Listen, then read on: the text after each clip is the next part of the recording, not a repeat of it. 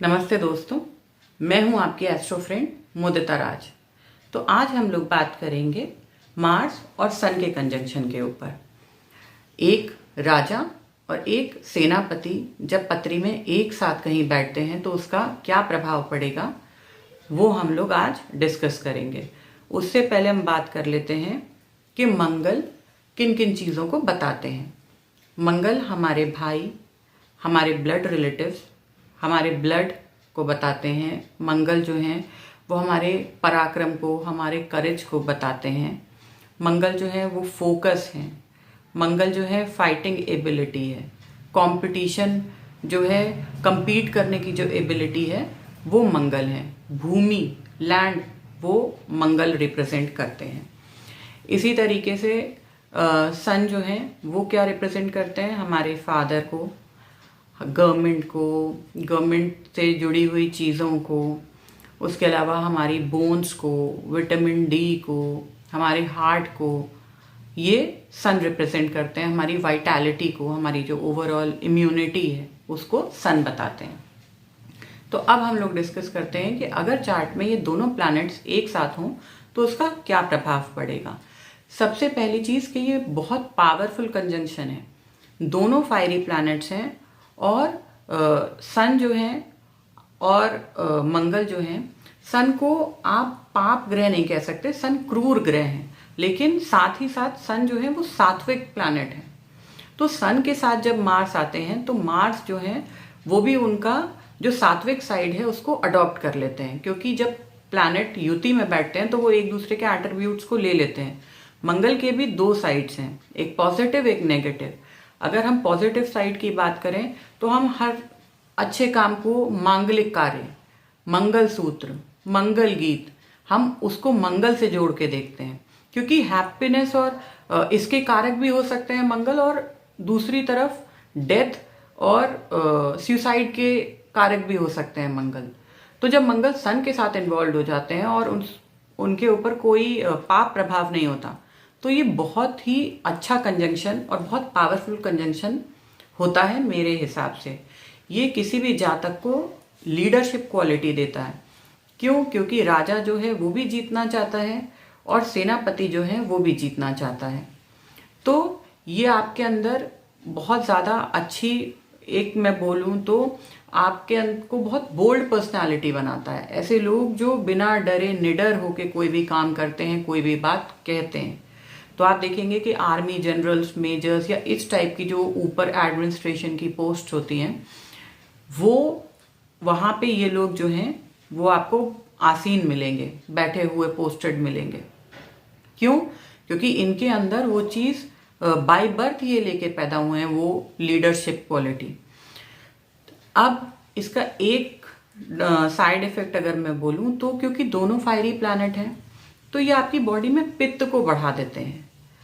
पित्त को बढ़ा देने की वजह से आप देखेंगे कि आपकी बॉडी जो है थोड़ी फीवरिश, आपको बुखार बुखार, अगर कोई आपको टच करेगा तो बॉडी आपकी गर्म रहेगी। उसका कारण ये कंजंक्शन है आपके चार्ट में, क्योंकि दोनों ही फायरी प्लैनेट्स हैं। उसके अलावा ऐसे जातकों को अच्छा भूमि और भवन का सुख देखने को मिलता है।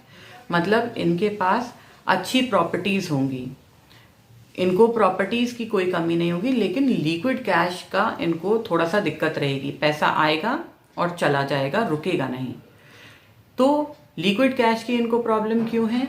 उसका सबसे बड़ा कारण ये है कि जब ये दोनों फायरी प्लैनेट्स एक साथ बैठ जाते हैं तो ये जो फाइटिंग वाला जो हमारा इमोशन है, कंपटीशन वाला जो इमोशन है, जीतने की जो हमारी डिज़ायर है, उस चीज़ को वो बढ़ जाने की वजह से हमारा जो दूसरा इमोशन है, मदरली इमोशन, किसी को नर्चर करने का जो इमोशन है, वो थोड़ा सा कम हो जाता है, जो चंद्रमा जिनको बताता है। क्योंकि चंद्रमा माता है, वो नरिश करने के, नर्चर करने का बिहेवियर होता है मदर का।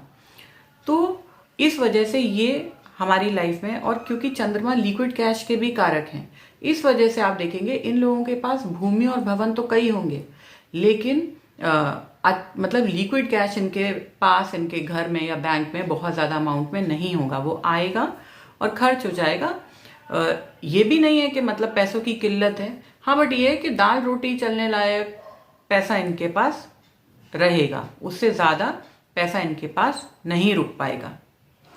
ये युति अगर दूसरे या 12वें घर में है, क्योंकि सूर्य जो है वो हमारी आईसाइट को भी बताते हैं, तो अगर ये युति दूसरे और 12वें घर में है तो ये आपको आईसाइट की भी जो है प्रॉब्लम दे सकते हैं। वैसे इन जनरल ये युति जो है आईसाइट की प्रॉब्लम तो देती ही है, लेकिन दूसरे या 12वें घर में हो तो प्रॉब्लम ज़्यादा दे सकती है।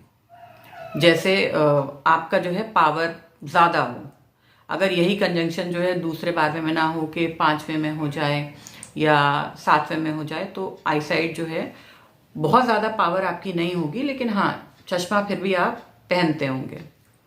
उसके अलावा क्या है, एक सबसे अच्छी चीज़ ये है कि ये दोनों जो हैं प्लैनेट्स, ये एक साथ जब पत्री में बैठते हैं तो ये लड़ाई झगड़ा या इस टाइप का जो है मतलब प्रवृत्ति आदमी में थोड़ी सी डाल देते हैं। आप भले ही खुद लड़ाई झगड़ा ना करें, लेकिन कई बार ये देखा गया है कि ऐसे लोग दूसरों की लड़ाई झगड़ा सुलझाने में बीच बचाव करने जाते हैं और चोटिल हो जाते हैं। और कई बार अगर इस युति के ऊपर और भी ज़्यादा खराब इन्फ्लुएंस आ रहा है, केतु का आ रहा है या इस टाइप का, तो आप देखेंगे कि इन लोगों को गहरी चोटें या कई बार बुलेट लग जाना, ये सब प्रॉब्लम भी इनको फेस करनी पड़ती हैं।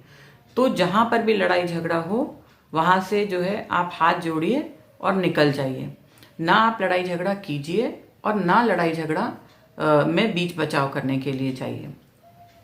ऐसे लोग जो हैं ये बहुत ही मेहनती किस्म के लोग होते हैं, जैसे बोलते हैं ना बिल्कुल पहाड़ को चीर कर जो है रास्ता बनाने वाले लोग। ये लोग उतने ज़्यादा मेहनती और उतने ज़्यादा करेजियस होते हैं, क्योंकि मंगल फोकस है। मंगल जो है वो आपको हमेशा फोकस्ड रखता है और तुरंत आपसे जो है मतलब काम करवाता रहता है, क्योंकि मंगल जो है वो एक्शन भी है। तो आप काम करते रहते हो उस चीज़ के लिए, आपका फोकस वहाँ से हटता नहीं है। तो ये गवर्नमेंट जॉब और स्पेशली जो है आपके आर्म्ड फोर्सेस हो गई, उसके लिए ये कंजंक्शन बहुत अच्छा है। ऐसे लोग जो हैं वो धार्मिक प्रवृत्ति के होते हैं।